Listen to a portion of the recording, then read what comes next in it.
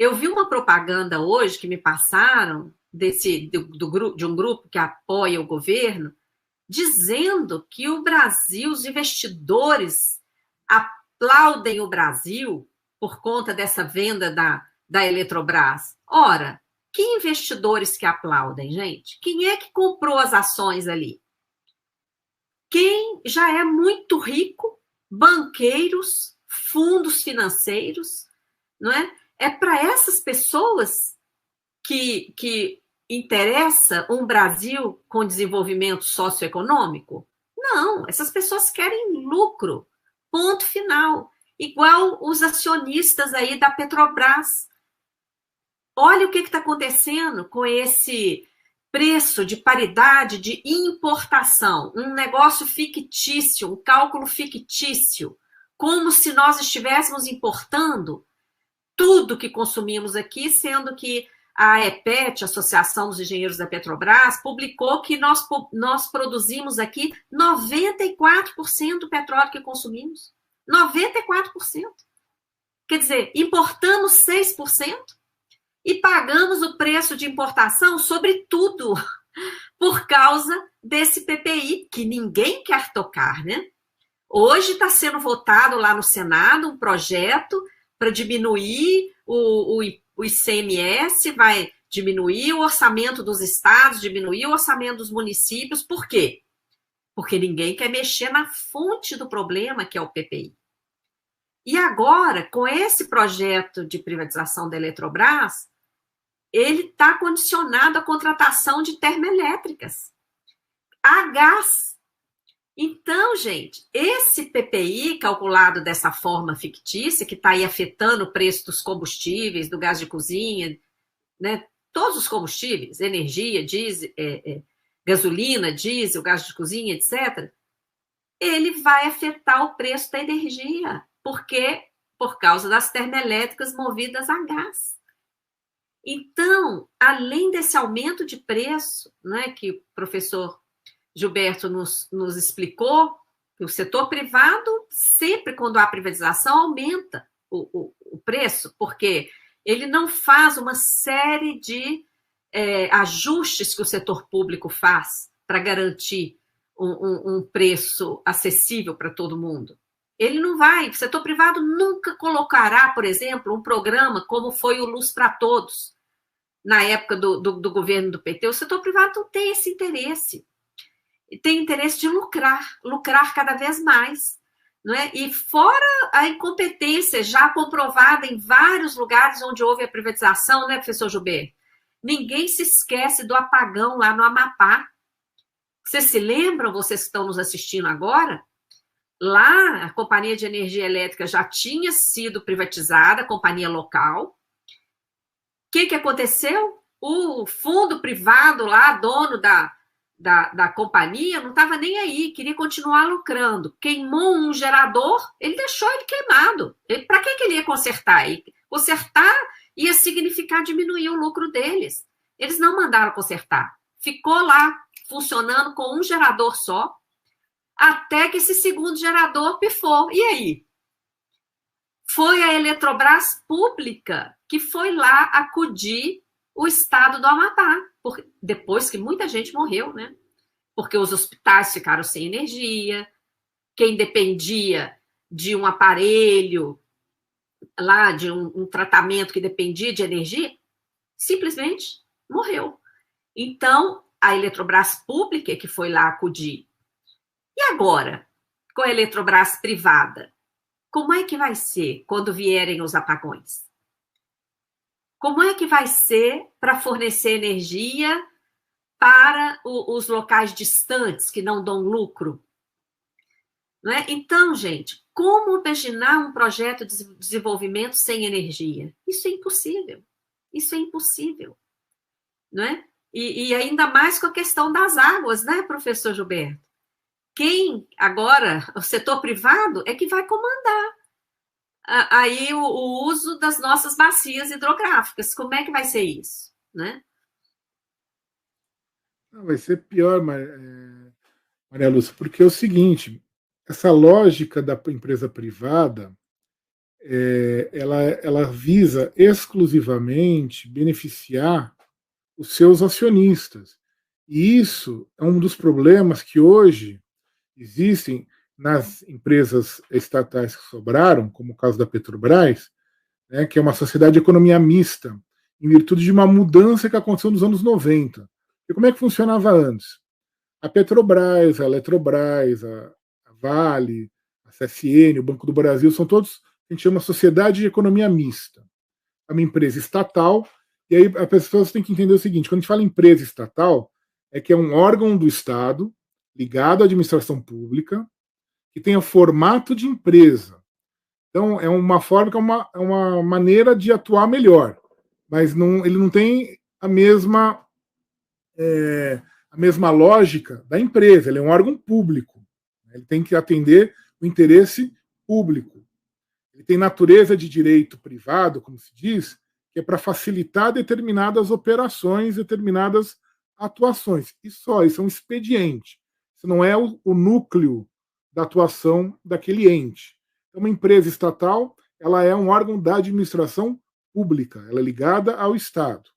E ela tem dois tipos, a sociedade de economia mista e a empresa pública. A empresa pública, o capital é todo do Estado, não tem sócio. Na sociedade de economia mista, a maior parte do capital é do Estado e pode ter sócio privado. Isso sempre foi criticado porque se dizia, e depois a gente vai descobrir que com razão, que a lógica do Estado é uma, que é atuar no interesse público, e o interesse privado, obviamente, quer a sua remuneração o mais rápido possível, quer ter lucro, quer ganhar o mais rápido possível. Então, o que aconteceu no Brasil? As sociedades de economia mista que existiam, como a Petrobras, a Vale, o Banco do Brasil, eles eram sociedades de economia mista na teoria, mas na prática eram empresas públicas. Por quê? Primeiro que a maior parte do capital, mais de 80%, era da União, era do governo federal. E o capital que sobrava, quem que eram os sócios das empresas estatais? Tinha privado? Tinha, mas muito pouco. Quem que eram os sócios, entre aspas, privados? Da Petrobras? A Vale do Rio Doce, o BNDE, o Banco do Brasil, a CSN, e assim por diante. Uma era sócia da outra. Às vezes um governo estadual, um governo municipal.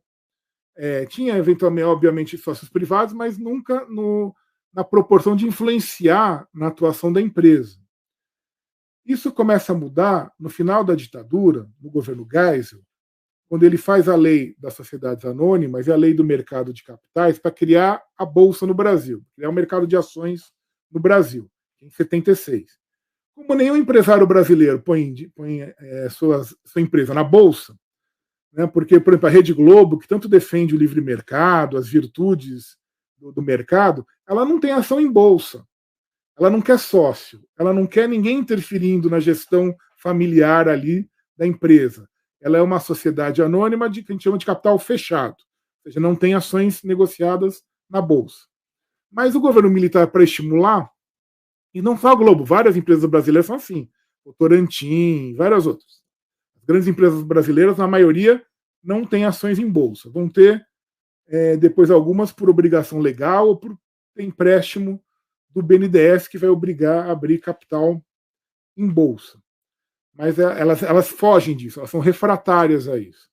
Mas para estimular, para tentar falar, não, ter ação em Bolsa é bom, é legal, vamos estimular o mercado de capitais, o governo militar obriga as sociedades de economia mista a abrir o capital na Bolsa. Então, a Petrobras, o Banco do Brasil, a Vale, a Telebrás, todas vão ter ação na Bolsa.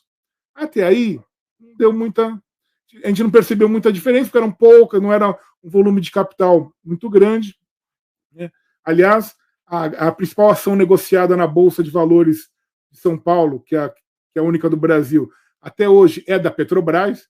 A gente tem um mercado de capitais que é sustentado por uma empresa estatal, o que é um paradoxo. Né? Mas, enfim, o grande mercado que falam nos telejornais. Né?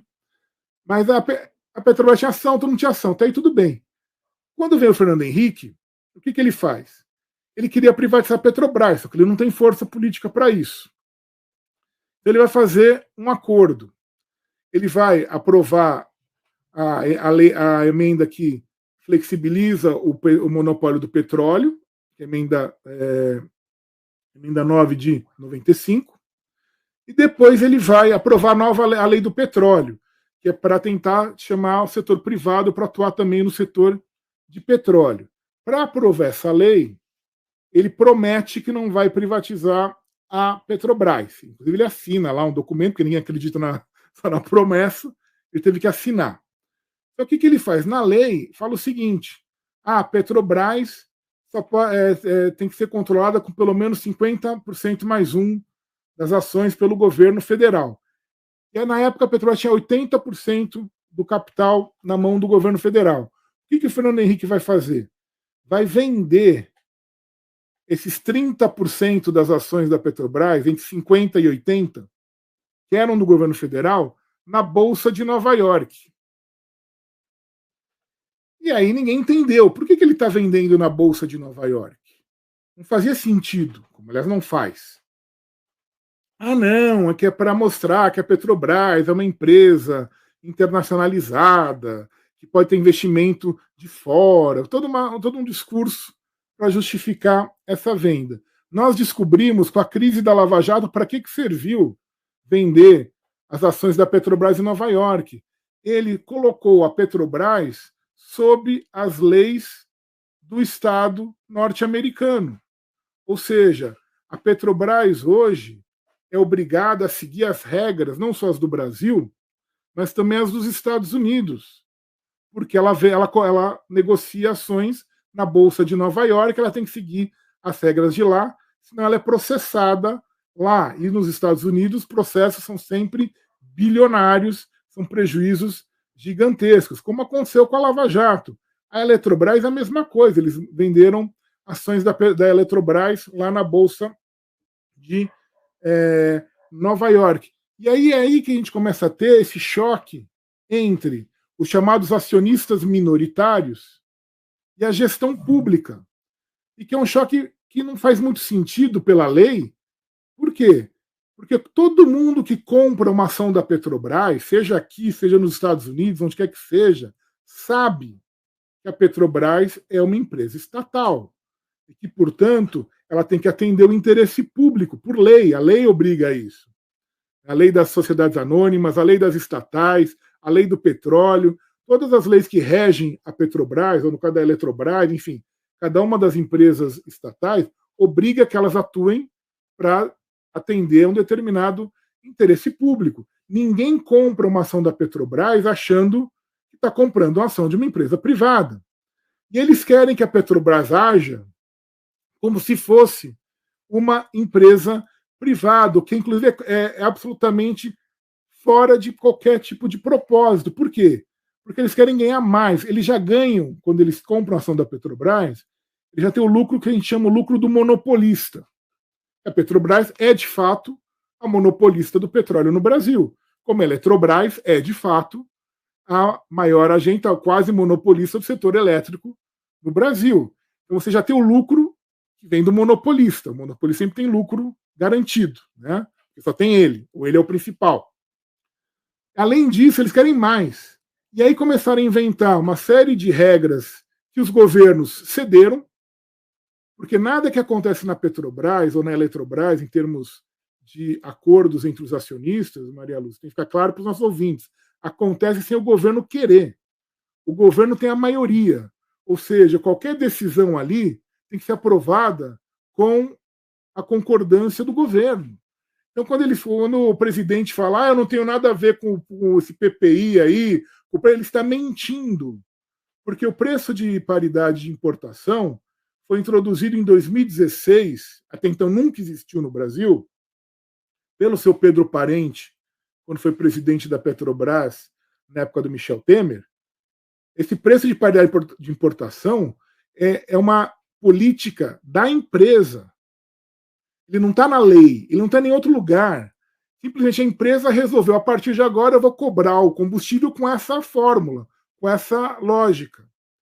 E implantou esse desastre. Né? Isso está ligado também, obviamente, ao projeto privatizante, porque para fazer isso, eles vão abandonando e vão deixando as refinarias sendo utilizadas, né, são ociosas, porque, como disse o pessoal da EPET, a gente produz 94%.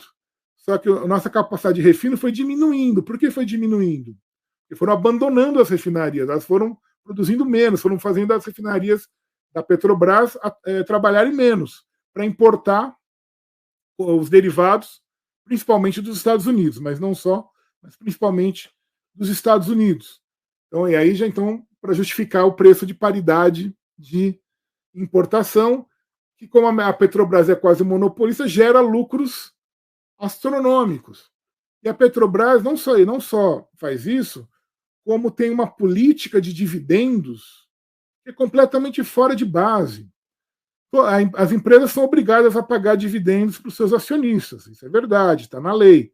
Só que é um limite de 25% do que ela ganha, ela pode distribuir até, no mínimo como dividendo. A Petrobras está distribuindo tudo.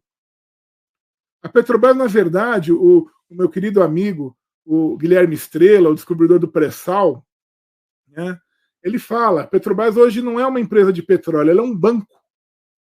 Ela é uma financeira. Ela serve para financiar esse capital privado que comprou ações dela e que quer a máxima remuneração no mínimo de tempo possível. Eles não estão nem um pouco preocupados. Como os da Eletrobras agora, também não vão estar. O negócio deles é obter o máximo de rendimento possível com o menor esforço. Por isso que eles gostam de comprar a refinaria pronta, a hidrelétrica pronta, o gasoduto pronto. Porque eles não têm que construir, eles não têm que investir, eles não têm que gastar. A Petrobras gastou bilhões para fazer a rede de gasodutos do país, para fazer as refinarias do país. Entrega a preço de banana. Quando o sujeito que compra, esse fundo árabe que comprou a refinaria da Bahia, em menos de um ano ele comprou abaixo do preço de mercado, inclusive, o pessoal da EPET tem os estudos também, vai recuperar o que pagou em menos de um ano. É a mesma coisa quem comprou a Eletrobras. Vai recuperar rapidamente o que investiu. E não vai investir em nada. Nós vemos isso, você mesma mencionou. Quando se privatiza, o serviço ele é destruído. Todo mundo sabe, todo mundo anda nas grandes cidades. Né? Aqui, por exemplo, em São Paulo, no Rio de Janeiro, em Brasília, a péssima conservação das distribuidoras de energia elétrica. Tem fio caindo para tudo que é lado, você tem algum problema de fornecimento de energia, você não consegue resolver. Eles mandaram todas as equipes embora, eles terceirizaram tudo. Você não consegue resolver nem problemas básicos de religação de energia. Quanto mais outros mais complexos, enfim, que podem eventualmente surgir. E aí vem a pergunta que você faz, né? Que aí eu deixo para responder daqui a pouquinho. É possível falar em desenvolvimento num país que não consegue organizar a própria geração, distribuição de energia, que não consegue organizar o fornecimento de combustível, ou seja, não garante o básico para que a sua economia funcione, para que a sua população tenha acesso a serviços públicos essenciais? Obviamente que não dá para falar em desenvolvimento, muito pelo contrário. O que a gente está vendo aqui é simplesmente o saque generalizado das nossas riquezas a troco de remuneração rápida. Eles não estão pensando nem daqui a 20 anos. Eles estão pensando amanhã. Eles querem o lucro amanhã, na semana que vem, no mês que vem. Daqui a 20 anos é um prazo muito longo. Nem isso eles estão pensando. Até lá eles já vão ter sugado tudo, destruído tudo, e ninguém sabe o que vai sobrar desse desastre todo. Sim, estão sendo profundamente saqueados, né, professor Gilberto?